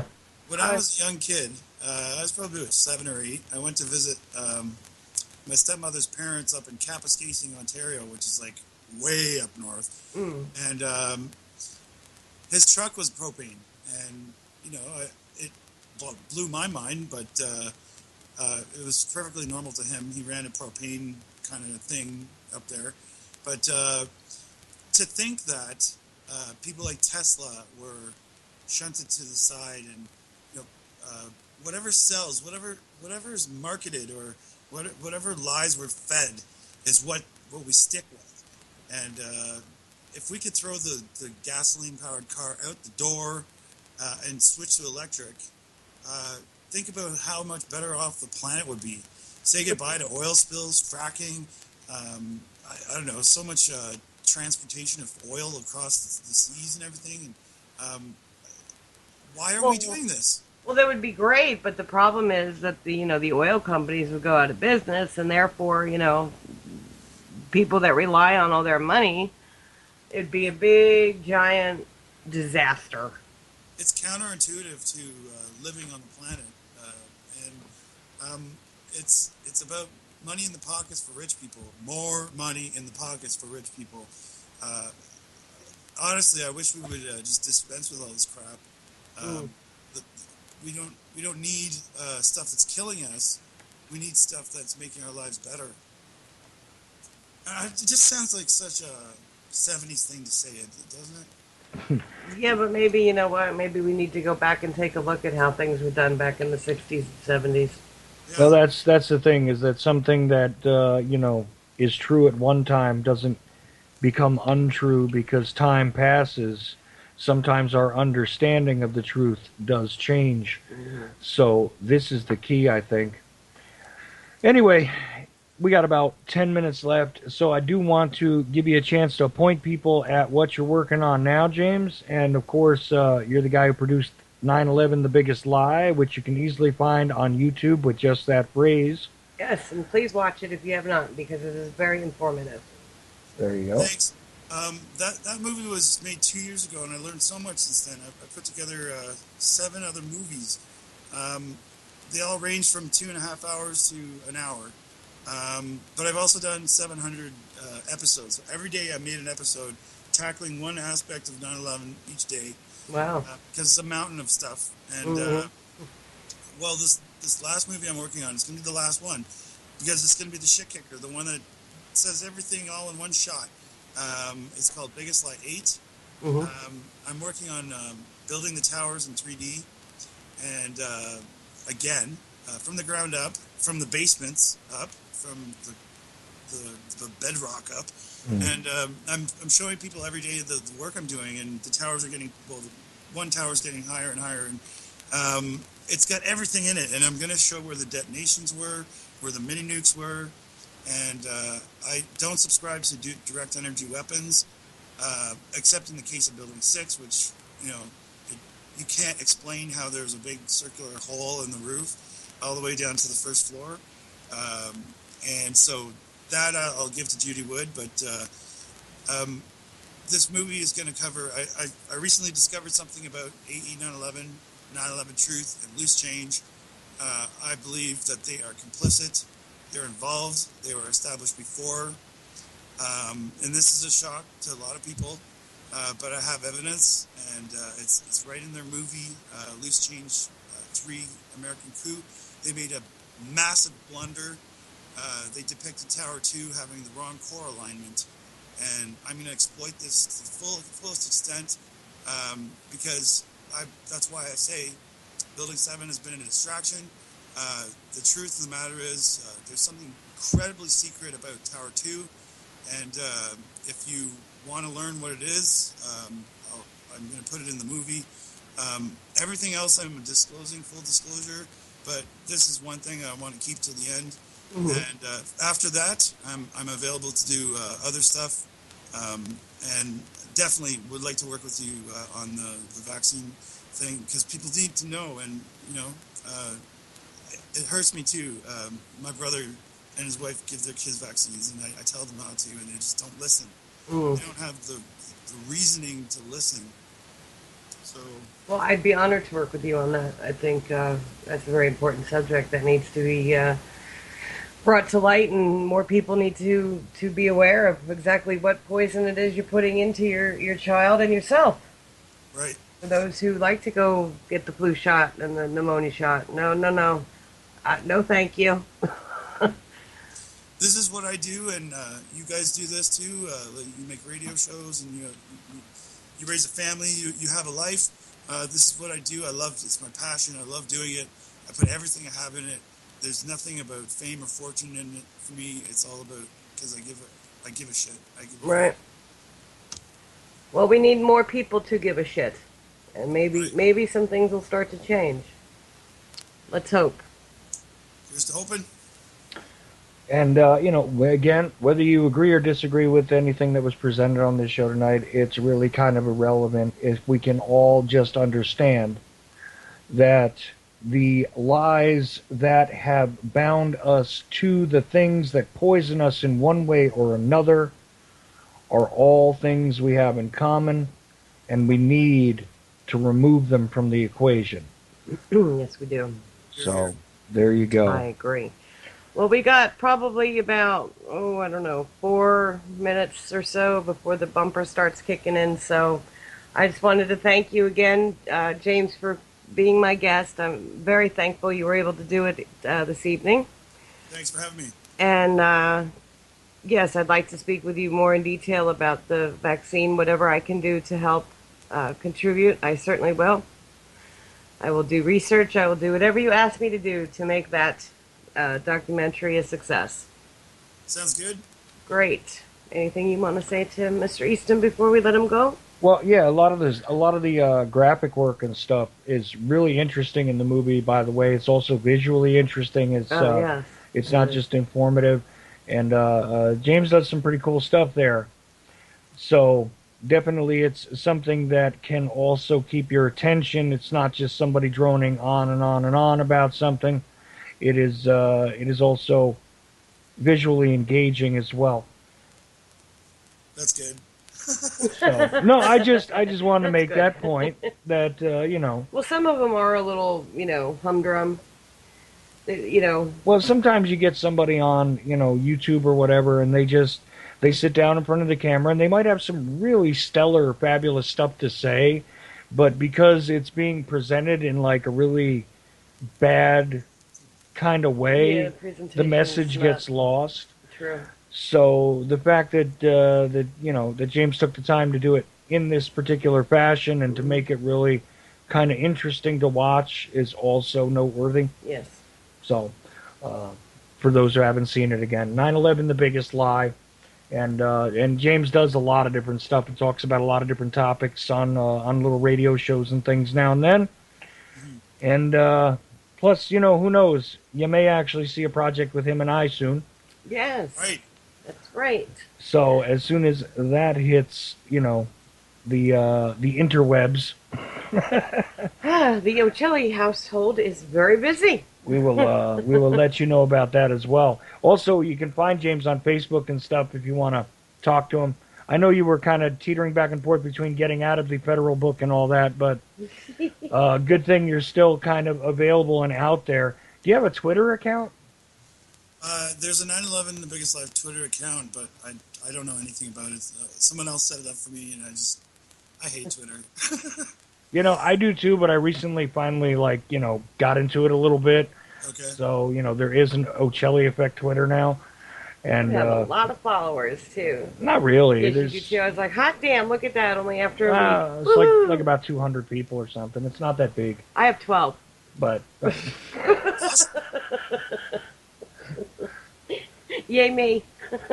but anyway, I do want to thank everybody who decided to take the time to listen. UCY.tv/Jaded is this show's home site. Of course, if you felt like contributing, because, you know, next week we may be without Kim because she could wind up. Oh, well, anyway. Thing is, if you want to help us out in any way, shape, or form, you could go to the donate button on ucy.tv/TOE. You could help out the network or us personally if you wanted to. I don't normally throw that out there, but I figured I would this time. And anything else you want to say, Kim?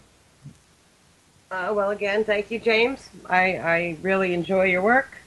Thanks. And, well, I'll repeat myself a lot. But I am looking forward to doing that vaccine thing. I've wanted to do something for quite a while and just didn't know how to go about doing it on my own. So I'm glad I got an invitation to do something with you, and you know what you're doing. So I'll just help out and contribute however I can. I'm very excited. It's a good thing. Well, thank Networking you. is a good thing. It is. It is. You meet a lot of interesting, good people. I mentioned that last week. How many wonderful people we've met, and haven't even met face to face, just on Skype and the internet, and the friendships and bonds that are formed are for life. And just as real, you know? Yes, absolutely. Mhm. Well, thank you again, James, All right, thanks and for having me. you enjoy the rest of your weekend. You too, guys. All right, thank All you. right. Take care, James. Take care. So, Well, that was a cool show. It wasn't my normal. wasn't normal chaos. Nobody else bothered to call in, but hey, what can you do? That's okay. Hmm. That's all right. I didn't have to worry about figuring out, who Francis's father is this time. Oh, yeah, that's right. I forgot about Good that. grief. Yeah, well, Oh. sorry. He does kind of look like I did as a baby, sort Yes, of. he does. Different mouth, though. Thank God he doesn't have my mouth. I don't like the look of my He's mouth. a sweet little boy. Yes, he is. He's getting his personality too. He loves to play peekaboo. I did have a story. That's right. He loves to play peekaboo. He goes running behind the couch and he'll like stick his little head around the corner. And if you look at him, he laughs really loud and throws himself back so you can't see him. Yeah, he does that now. It's That's cute true. as hell. That's true. Yeah. And he He was likes to, huh? playing with the dog a lot today. Well, you know what? For a dog that was injured the way she was, she's a very sweet dog.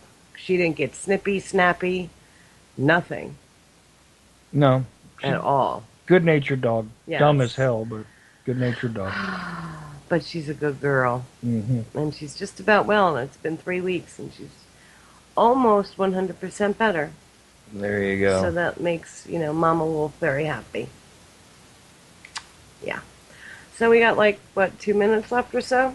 So I hope everybody has a good week coming up, fun and productive if possible. But nothing else, at least hopefully it'll be fun. 4th of July is coming up soon.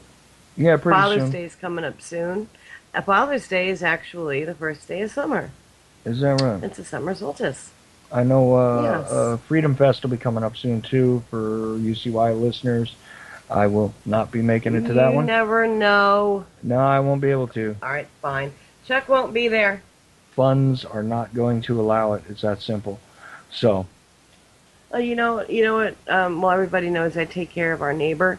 He said I told him that I play the lottery every now and again. Just a dollar quick pick, and I told him that if we win, then we're gonna move. mhm. So he says to me, "Well, can I come with you so you can still take care of me?" I thought it was so sweet. My friend, Bud. Yes. Yeah, Well, you help out everybody when you can, don't you? I try. Hmm. I try. I try to be a good person. I think that's important. You give out, you get back what you give out. You want to be an asshole, you're going to be treated like an asshole. You give out kindness and love, you get that back in return. As sappy as that might sound, it is the truth. You That's get true. back what you put out. So, where's that bumper music? There's that bumper music. There it is. All right. Thank you for tuning in. Have a good week.